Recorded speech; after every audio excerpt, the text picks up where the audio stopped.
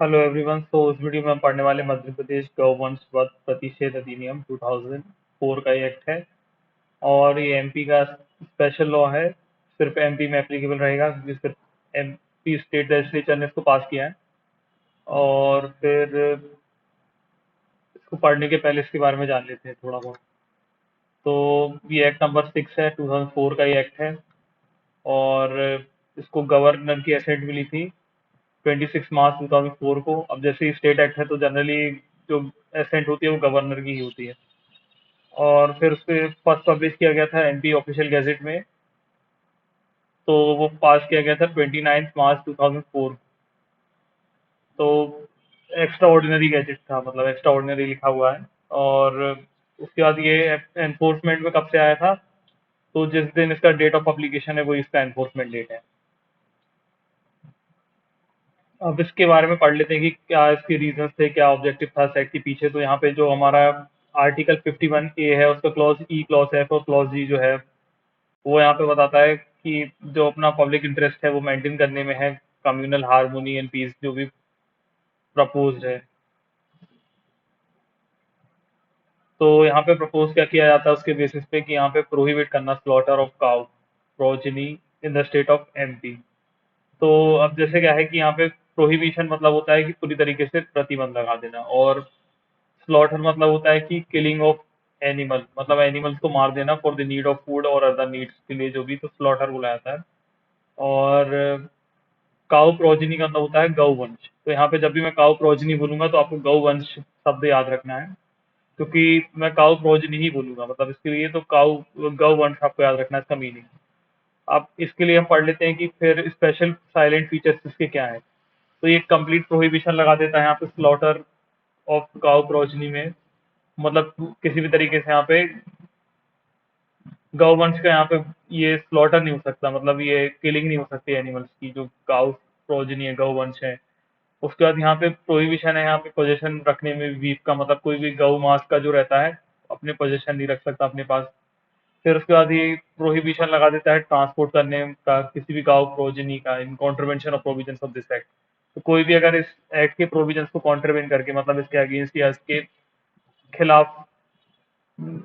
Transport नहीं कर सकता गौवंश को, तो इसका पूरी तरीके से प्रोहिबिशन है। फिर यहाँ पे प्रोविजन है यहाँ पे स्ट्रेंथन करने का उन इंस्टीट्यूशन को जो कि एंगेज है यहाँ पे वेलफेयर एक्टिविटीज में, जो कि काउ प्रोजनी से रिलेटेड है। और फिर यहाँ पे कुछ प्रोविजन है जिसमें ऑफेंसेस एंड पेनल्टीज भी डिफाइंड है। और यहाँ पे प्रोविजन है इकोनॉमिक रिहेबिलिटेशन करना जो भी अफेक्टेड पीपल है, मतलब यहाँ पे जो भी पर्सन यहाँ पे अफेक्ट हो जाते हैं तो उनका इकोनॉमिक रिहेबिलिटेशन, मतलब पुनर्वास यहाँ पे करना जरूरी है। फिर इसका ओवरराइडिंग इफेक्ट होता है कोई भी अदर सिमिलर एनैक्टमेंट है, अगर कोई सिमिलर एक्ट है जो भी इस चीज से रिलेटेड है तो उसके ऊपर ही ओवरराइडिंग इफेक्ट रखता है। मतलब ये ज्यादा मान्य होगा, वो कम थोड़े होंगे, मतलब अगर इसमें कुछ भी इससे अगेंस्ट वो चीजें लिखी होंगी तो ये वाला एक्ट ज्यादा प्रेफर किया जाएगा। फिर इस एक्ट के पहले कैसा था कि अर्जेंट जब विधानसभा को लगा, और जब विधानसभा सेशन में नहीं थी 2004 में, तब यहाँ पे एक ऑर्डिनेंस पास किया था, मतलब एक अध्यादेश पास किया गया था जो कि इस एक्ट से कनेक्टेड था, मतलब इस एक्ट से रिलेटेड। तो उसको यहाँ पे रिपील कर दिया गया बाद में, और बाद में ये वाला एक्ट ले आया गया, मतलब बाद में स्टेट लेजिस्लेचर ने ये एक्ट को पास कर दिया मॉडिफिकेशन के साथ, और फिर ये वाला एक्ट आ गया। तो ऐसा हम कह सकते हैं। अब पढ़ लेते हैं इसके बारे में। तो जैसा कि हम इसके बारे में एसेंट वगैरह के बारे में पढ़ चुके हैं कि 26 मार्च 2004 को उसको एसेंट मिली थी, और पब्लिश हुआ था 29 मार्च 2004 को, और तब से ये एप्लीकेबल हो गया डेट ऑफ पब्लिश से, एनफोर्समेंट में आ गया। अब हम इसके बारे में पढ़ लेते हैं। तो सबसे पहले एक प्रीएम्बल देख लेते हैं। तो ये एक्ट प्रोवाइड करता है यहाँ पे जनरल इंटरेस्ट जो पब्लिक का है कि वो मेंटेन करे कम्युनल हार्मोनी, मतलब एक तरीके से तालमेल बिठा के चले और पीस बना के चले। और उसी के लिए for prohibition of slaughter of cow progeny, मतलब किसी भी तरीके का प्रतिबंध लगा दी, सब नहीं, हर तरीके का प्रतिबंध लगा दी यहाँ पे स्लॉटर के ऊपर, मतलब killing of animals of cow progeny, मतलब जो गौवंश है, और जो भी प्रिजर्वेशन एंड कंजर्वेशन है काउ प्रोजेनी का, मतलब गौवंश का, और जो भी मैटर उससे कनेक्टेड रहते हैं और इंसिडेंटल उससे हैं वो उनसे सभी से डील करता है। फिर ये एक्ट इनेक्ट कब हुआ था, तो इनेक्ट हुआ था मध्य प्रदेश लेजिस्लेचर में 55th ईयर जो रिपब्लिक था, मतलब जब हमारा इंडिया का 55th रिपब्लिक ईयर था उस ईयर को ये इनेक्ट हुआ था। फिर एक्सटेंट एंड कमिटमेंट, तो इस एक्ट को बोलते हैं मध्य प्रदेश गौवंश प्रतिषेध अध्यादेश, सॉरी अधिनियम, अध्यादेश तो वो ऑर्डिनेंस हो जाएगा, अधिनियम 2004 का ये है। और ये एक्सटेंड होता है होल ऑफ एमपी में, और ये डेट ऑफ पब्लिकेशन को आया था, मतलब 29 मार्च 2004 को ये आया था, जो पब्लिकेशन डेट है जो हमने यहाँ पे देख लिया है यहाँ पे।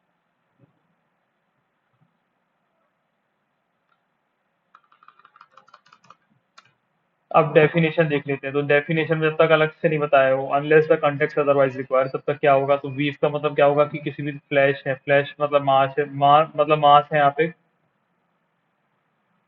गौवंश का, मतलब काउ प्रोजनी का, जिसका स्लॉटर यहाँ पे प्रोहिबिटेड है, मतलब जिसका यहाँ पे किलिंग प्रोहिबिटेड है इस एक्ट में। फिर काउ प्रोजनी में यहाँ पे काउस आ जाते हैं, बुल्स आ जाते हैं, बुलोक्स आ जाते हैं, केप्स ऑफ काउस, मतलब यहाँ पे बुल्स भी आ जाएंगे, बुलोक्स भी आ जाएंगे, और केप्स ऑफ काउस जो रहते हैं,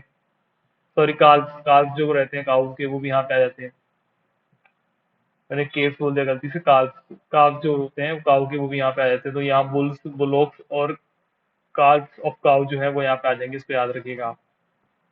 फिर कॉम्पिटेंट अथॉरिटी, तो कॉम्पिटेंट अथॉरिटी का मतलब होता है जो पर्सन यहाँ पे अपॉइंटेड होते हैं स्टेट गवर्नमेंट के द्वारा नोटिफिकेशन इशू करके कि वो परफॉर्म करें किसी लोकल एरिया जो भी स्पेसिफाइड है यहाँ पे फंक्शंस कॉम्पिटेंट अथॉरिटी के इस एक्ट में। तो कॉम्पिटेंट अथॉरिटी का मतलब होगा यहाँ पे जो पर्सन अपॉइंट किया गया है स्टेट गवर्नमेंट के द्वारा नोटिफिकेशन इशू करके, वो जो परफॉर्म करेगा किसी लोकल एरिया में स्पेसिफाइड जो होगा वहाँ पे फंक्शन कॉम्पिटेंट अथॉरिटी के इस एक्ट में। फिर इंस्टीट्यूशन, का मतलब होता है कि कोई भी चैरिटेबल इंस्टीट्यूशन जो भी रजिस्टर्ड है किसी इनेक्टमेंट में जो कि टाइमिंग इन फोर्स में है, और जो एस्टेब्लिश किया गया for the purpose of keeping, मतलब यहाँ पे रखा जाता है ब्रीडिंग, मतलब उनको रखा जाता है, मेंटेन किया जाता है काउ प्रोजनी मतलब गौवंश को for the purpose of reception, protection, care. तो यहाँ पे रिसेप्शन मतलब सहायता दी जाती है उनको थोड़ा, मतलब और प्रोटेक्शन मतलब उनको केयर, प्रोटेक्शन सब एक ही चीज़ का मीनिंग होता है, मतलब जनरली सब एक ही जैसी चीज़ें हैं। प्रोटेक्शन मतलब उनको एक तरीके से संरक्षण वगैरह दिया जाता है, उनकी देखभाल की जाती है, उनका मैनेजमेंट किया जाता है, ट्रीटमेंट किया जाता है, इन्फर्म ट्रीटमेंट उनका किया जाता है जो इन्फर्म है, मतलब जो थोड़ी खराब स्थिति में है या खराब हालत में है, और या तो बहुत एज्ड है, मतलब बहुत ज़्यादा बूढ़ी गाय है, ऐसा बोल सकते हैं, या फिर जो डिसीज है जिनको किसी भी तरीके की यहाँ पे कुछ बीमारी है, काउ प्रोजेनी मतलब गौवंश, तो उनके बारे में बात की गई है। फिर स्लॉटर का, तो स्लॉटर का मीनिंग हमने बताया यहाँ पे कि किलिंग बाय एनी मेथड, किसी भी मेथड से यहाँ पे किल करना किसी भी चीज, मतलब यहाँ पे एनिमल्स को, या इस एक्ट में स्पेशली काउ की से रिलेटेड है तो काउ की बात करेंगे। तो यहाँ पे किलिंग बाय एनी मेथड, कोई भी मेथड हो सकता है व्हाट्सएवर, इसमें इंक्लूड हो सकता है नेमिंग, मतलब विकलांग करना, या इन्फ्लिक्शन करना उनको फिजिकल इंजरी, मतलब किसी भी तरीके की कोई फिजिकल इंजरी पहुंचाना, चोट पहुंचाना जो ऑर्डिनरी कर्स में उसको कॉज करेगी डेथ, या फिर या फिर कोई ऐसा एक्ट करना इस इंटेंशन के साथ कि वो अननेचुरल डेथ उसकी कॉज कर दे, तो यहाँ पे स्लॉटर कहलाएगा। फिर ट्रांसपोर्ट, का मतलब है कि कैरी करना है यहाँ पे काउ प्रोजिनी, मतलब यहाँ पे गौवंश को एक प्लेस से अनदर प्लेस पे, या तो वो किसी व्हीकल के थ्रू हो सकता है या फिर ऑन फुट मतलब पैदल भी हो सकता है। लेकिन यहाँ पे वो चीज यहाँ पे नहीं आएगी, एक्सेप्ट, में लिखा हुआ है यहाँ पे क्या नहीं आएगा, तो यहाँ पे वो चीजें नहीं आएंगी जो बोनाफाइड एग्रीकल्चर पर्पस के लिए है। जैसे किसी के पास कोई बैल है या कोई काव है, वो उसको एग्रीकल्चर पर्पस के लिए यहाँ पे यूज कर रहा है, और उससे रिलेटेड कोई पर्सन पर्पस, मतलब उससे रिलेटेड जो एंसिलरी पर्पस है उनके लिए यूज कर रहा है, तो वो यहाँ पे नहीं आएगी। अदरवाइज बाकी सारी चीजें यहाँ पे ट्रांसपोर्ट में आ जाएगी। ट्रांसपोर्ट किसी व्हीकल के थ्रू भी हो सकता है या फिर ऑन फुट मतलब पैदल भी हो सकता है।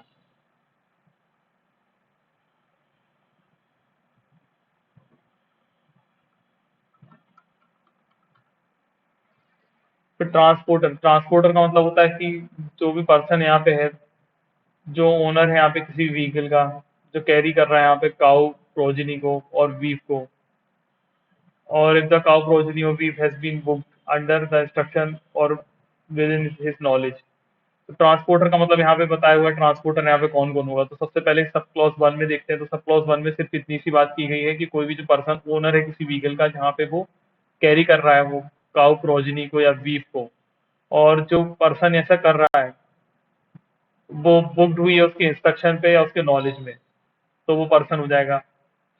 या फिर कोई पर्सन इंचार्ज है किसी व्हीकल का और असिस्टेंट, और मतलब उसका असिस्टेंट मतलब जो उसके साथ है, उसका सहायक जो कैरी कर रहा है किसी काउ प्रोजेनी को या उसकी वीफ को। फिर थर्ड सब क्लॉज है यहाँ पे कि जो भी इंचार्ज है किसी ट्रांसपोर्ट कंपनी में, और वो टाइमिंग ट्रांसपोर्ट कर रहा है यहाँ पे काउ प्रोजेनी मतलब ये गौवंश को या बीफ मतलब उसके मांस को, और जो बुकिंग हुई है वो उसके इंस्ट्रक्शंस में हुई है और उसके नॉलेज में हुई है, या तो उसके इंस्ट्रक्शन में या फिर उसके नॉलेज में हुई है। तो ये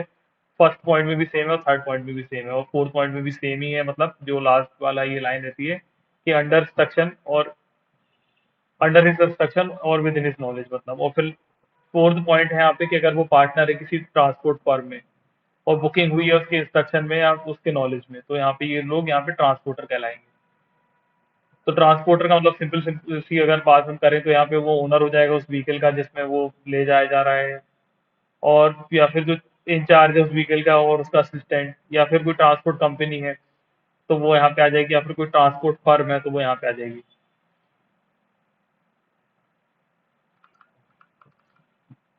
अब वेटनरी ऑफिसर क्या होगा, तो वेटनरी ऑफिसर यहाँ पे होगा जो अपॉइंटेड है यहाँ पे अंडर सेक्शन 3 में। फिर व्हीकल मतलब होगा, तो व्हीकल मतलब यहाँ पे कोई भी मशीनरी या मैन्युअली ड्राइवन जो होता है, मतलब या तो कोई भी मशीनरी है जो ऑटोमेटिकली चलती है, जैसे आजकल ये ऑटोमेटिकली चलने वाली कारें आने लगी हैं टेस्ला वगैरह, तो कोई भी मशीनरी यहाँ पे आ जाएगी, एनी मशीनरी मतलब जो है, या फिर कोई मैन्युअली ड्राइवन मतलब जो अपन मैन्युअली खुद चलाते हैं अपने मतलब अपने हाथ से अपन चलाते हैं, और कन्वेयंस जो है यूज होती है किसी भी लैंड में, वाटर में या एयर में। मतलब यहाँ पे व्हीकल में सब चीजें आ जाएंगी, यहाँ पे लैंड भी आ जाएगा, लैंड में अगर कोई चीज चलती है जैसे जो ट्रांसपोर्ट है लैंड में चलते हैं जैसे कार है, बाइक है, या फिर ट्रक है, जो भी है ट्रैक्टर है सब, या फिर वाटर में जैसे सबमरीन है, शिप है, बोट है, एयर में जैसे एरोप्लेन, हेलीकॉप्टर, वो सब यहाँ पे आ जाएंगे। मतलब मैं एग्जांपल दे रहा हूँ, ऐसे लिखा नहीं है यहाँ पे, लेकिन यहाँ पे लिखा है used on land water and air. फिर उसके बाद है सेक्शन 3 ऐसा अपॉइंटमेंट ऑफ वेटनरी ऑफिसर, तो जो कमिश्नर कम डायरेक्टर होगा ऑफ वेटनरी सर्विसेज का, वेटनरी सर्विसेज जो मध्य प्रदेश में है, वो या तो जनरल या स्पेशल ऑर्डर करके यहाँ पे इस एक्ट के पर्पसेस के लिए किसी पर्सन को, मतलब या तो सिंगल पर्सन होगा या क्लास ऑफ पर्सन मतलब पर्सन का समूह होगा, और उसको वेटनरी ऑफिसर बना देगा, to be the veterinary officer मतलब, और वो लोकल एरिया बता देगा किस एरिया के लिए, मतलब फॉर लोकल एरिया जो भी स्पेसिफाई करेगा वो ऑर्डर में, उसके लिए वो हो जाएगा। इसके बाद है prohibition of slaughter of cow progeny. तो गौवंश का मतलब एक तरीके से किलिंग नहीं होगी, तो नो पर्सन शैल स्लॉटर, कोई भी पर्सन यहाँ पे स्लॉटर नहीं कर पाएगा मतलब किलिंग नहीं कर पाएगा, और ना ही कॉज टू बी स्लॉटर्ड मतलब किसी दूसरे के पर्सन से भी नहीं करवा पाएगा, और ना ही ऑफर करेगा कॉज टू बी, ना मतलब ना ही ऑफर करेगा ना ही करवाने के लिए ऑफर करेगा किसी भी स्लॉटर का ऑफ एनी काउ प्रोजेनी मतलब गौवंश का किसी भी मीन्स से, मतलब किसी भी तरीके से यहाँ पे ये चीजें वो नहीं कर सकता। फिर सेक्शन नंबर 5 है prohibition on possession and transport of wheel. अब जैसे ऊपर हम लोगों ने यहाँ पे स्लॉटर करने के लिए मना किया, वैसे यहाँ पे लिखा हुआ है कि no person shall have possession. अब यहाँ पे कोई अपने पोजेशन में भी नहीं रख पाएगा, ना ही वो ट्रांसपोर्ट कर पाएगा किसी वीप को मतलब गौ मास को, ऑफ एनी काउ प्रोजेनी मतलब यहाँ पे जो गौवंश का है जो कि स्लॉटर किया है गया है कॉन्ट्रवेंशन करके, प्रोविजन जो भी है इस एक्ट की उनको प्रोविजन को यहाँ पे कॉन्ट्रवेंशन करके अगर किया गया है तो नहीं रख पाएगा। मतलब यहाँ पे अगर कोई भी पर्सन है वो अपने पोजीशन में ये रखता है बीफ वगैरह जिसका यहाँ पे इस एक्ट में कॉन्ट्रवेंशन करके स्लॉटर किया गया है, तो वो नहीं रख पाएगा। इसके बाद है यहाँ पे सेक्शन 6 जो है prohibition on transport of cow progeny for slaughter. तो कोई भी पर्सन है यहाँ पे, no person including the transporter मतलब जो ट्रांसपोर्टर है उसको भी इंक्लूड कर दिया जाता है, वो यहाँ पे ट्रांसपोर्ट नहीं करेगा, ना ही ऑफर करेगा ट्रांसपोर्ट करने के लिए, ना ही कॉस्ट टू बी ट्रांसपोर्टेड मतलब ना ही वो कराने के लिए बात करेगा यहाँ पे कि ट्रांसपोर्ट कराया जाए किसी भी काउ प्रोजेनी मतलब गौवंश को, या तो अपने तरफ या तो मतलब या तो खुद या तो अपने एजेंट के तरफ से या तो सर्वेंट के थ्रू, मतलब या तो खुद से ही या तो अपने एजेंट के थ्रू या फिर अपने सर्वेंट के थ्रू या फिर कोई अदर पर्सन जो उसके बेहाफ में काम करता है विद इन द स्टेट, मतलब या तो एमपी स्टेट में ही या तो आउटसाइड द स्टेट भी हो सकता है, मतलब या तो मध्य प्रदेश में ही जो पर्सन है उसके एजेंट है वो है, या उसके सर्वेंट है, कोई पर्सन उसके बिहाफ में है, या फिर कोई बाहर है स्टेट के वो भी यहाँ पे वो यहाँ पे ये सब नहीं कर पाएंगे for the purpose of its slaughter, इसके स्लॉटर के लिए मतलब इसकी किलिंग के लिए कॉन्ट्रवेंशन करके इस एक्ट के प्रोविजंस को नहीं कर पाएगा। और अगर उसके पास मतलब ये नॉलेज भी है कि it will be likely to be slaughtered, कि इनका स्लॉटर हो सकता है, मतलब अगर उसके नॉलेज में भी है अगर ये चीजें हैं कि इसका स्लॉटर हो सकता है, तो भी वो नहीं कर सकता, मतलब यहाँ मतलब नहीं करेगा यहाँ पे ट्रांसपोर्ट ट्रांसपोर्ट नहीं कर सकता जब उसको यहाँ पे नॉलेज है कि ऐसा करने से कुछ हो जाएगा, स्लॉटर हो सकता है मतलब। अब 6A है prohibition on export of cow progeny and grant of permission. तो यहाँ पे एक्सपोर्ट और इंपोर्ट आपको पता होगा कि इंपोर्ट मतलब कहीं से कुछ भी मंगाना और एक्सपोर्ट मतलब कहीं बाहर भेजना। तो यहाँ पे प्रोहिबिशन है, एक्सपोर्ट मतलब बाहर नहीं भेजा जाएगा काउ प्रोजनी मतलब गौवंश को, और परमिशन भी ग्रांट नहीं की जाएगी। तो यहाँ पे नो पर्सन इंक्लूडिंग ट्रांसपोर्टर, कोई भी पर्सन यहाँ पे नहीं होगा, ना ही ट्रांसपोर्टर, और वो एक्सपोर्ट भी नहीं कर सकता, ना ही कॉज टू बी एक्सपोर्टेड मतलब ना ही करा सकता है किसी भी काउ प्रोजनी को, या तो हिमसेल्फ मतलब खुद से भी नहीं कर सकता, ना ही अपने एजेंट के थ्रू, ना ही सर्वेंट के थ्रू, ना ही कोई अदर पर्सन जो उसके बिहाफ में काम करता है, कोई भी प्लेस जो स्टेट में है, to any place outside the state मतलब जो स्टेट से आउटसाइड स्टेट कर ही नहीं सकता, मतलब without the permit as provided in the subsection 2। जब तक कि सबसेक्शन 2 का परमिट यहाँ पे नहीं मिल जाता तब तक वो यहाँ पे अपने स्टेट से दूसरे स्टेट में नहीं भेज सकता।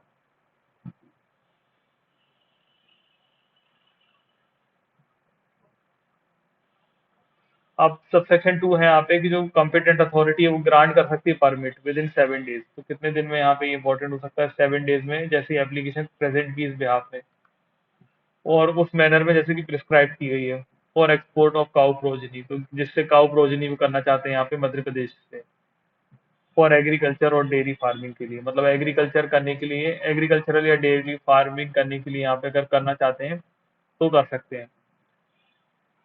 मतलब यहाँ पे कॉम्पिटेंट अथॉरिटी है वो ग्रांट परमिट कर सकती है अगर वो 7 डेज के अंदर, मतलब जिस दिन उसने एप्लीकेशन की, जिस दिन उसने एप्लीकेशन प्रेजेंट की इस बिहाफ में, उसके 7 डेज के अंदर कॉम्पिटेंट अथॉरिटी यहाँ पे परमिशन दे देगी। अगर उनका जो प्रिस्क्राइब्ड एक्सपोर्ट है वो काउ प्रोजनी का मध्य प्रदेश से हो रहा है, लेकिन किसके लिए हो रहा है, फॉर एग्रीकल्चर के लिए हो रहा है या डेयरी फार्मिंग पर्पसेस के लिए हो रहा है,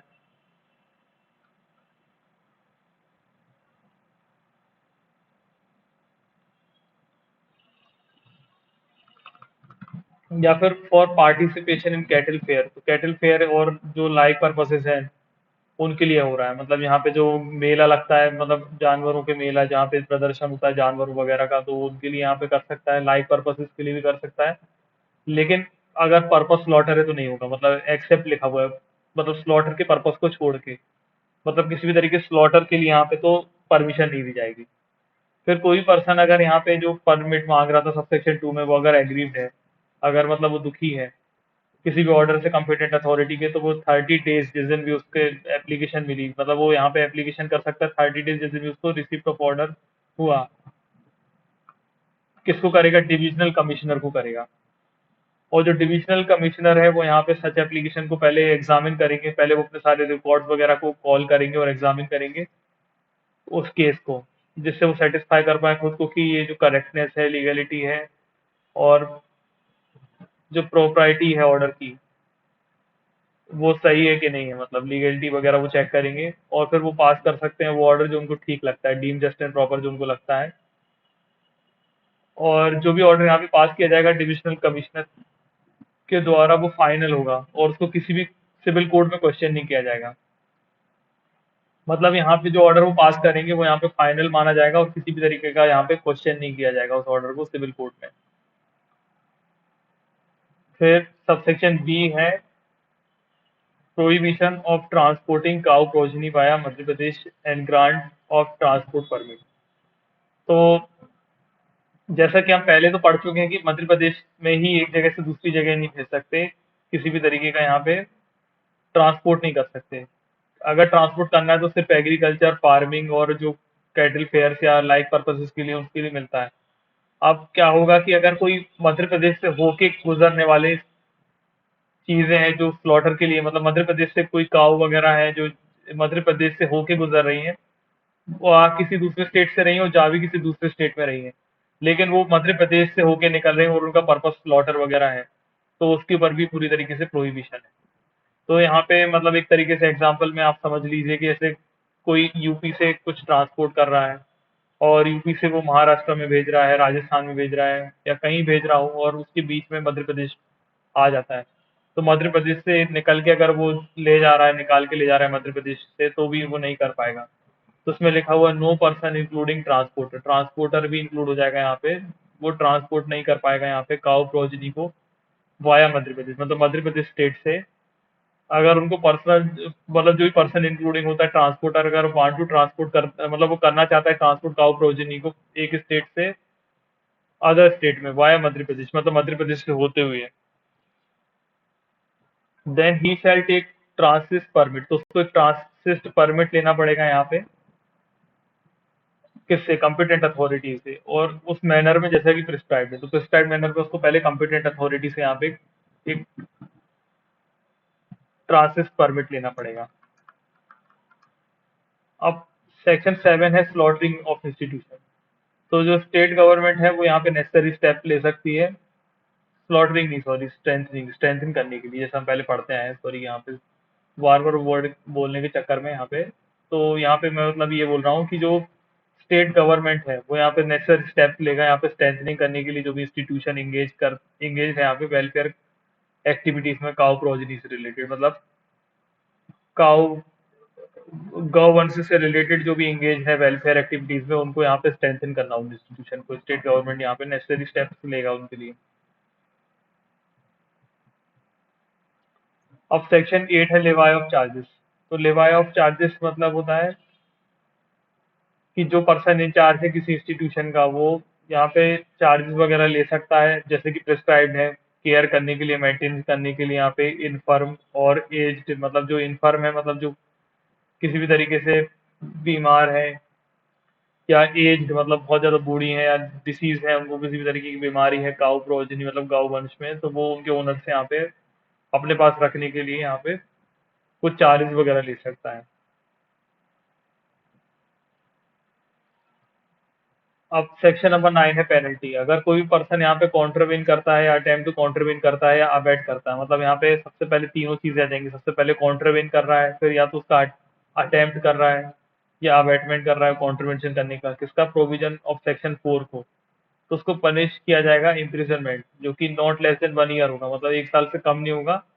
बट एक्सटेंड हो सकता है 7 ईयर्स तक। तो यहाँ पे नॉट लेस देन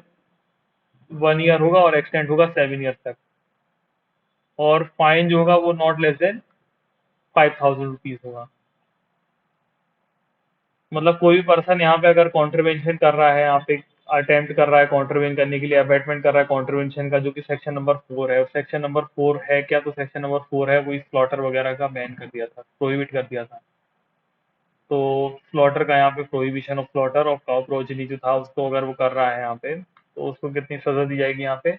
कम से कम 1 साल की, और जो एक्सटेंड होकर 7 साल तक जा सकती है, और फाइन लगेगा 5,000 रुपीज तक का। अब सबसेक्शन 2 है इसका कि जो भी कॉन्ट्रवेन करता है, अटेम्प्ट टू कॉन्ट्रवेन करने की बात सोचता है, अटेम्प्ट टू मतलब अबेट करता है, अटेम्प्ट करता है कॉन्ट्रवेन करने का, कॉन्ट्रवेन करता है, यहाँ पे provision of section 5, 6A 6B का। अब 5, 6, 6A 6B देख लेते हैं, तो मतलब हेडिंग हेडिंग देख लेते हैं। तो 5 है यहाँ पे पोजेशन और ट्रांसपोर्ट, मतलब पोजेशन मतलब prohibition on possession and transport of वीज। फिर 6 है यहाँ पे prohibition on transport of cow progeny and slaughter. 6 है यहाँ पे prohibition of export of cow progeny and grant of permit.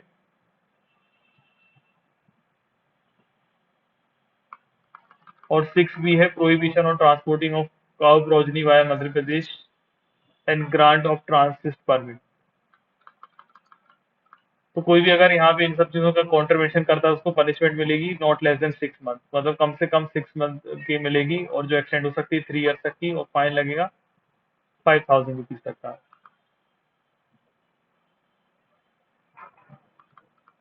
अब ये जो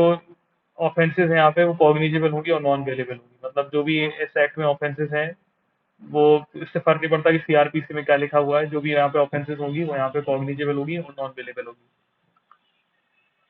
नेक्स्ट वीडियो में हम आगे बढ़ते हैं।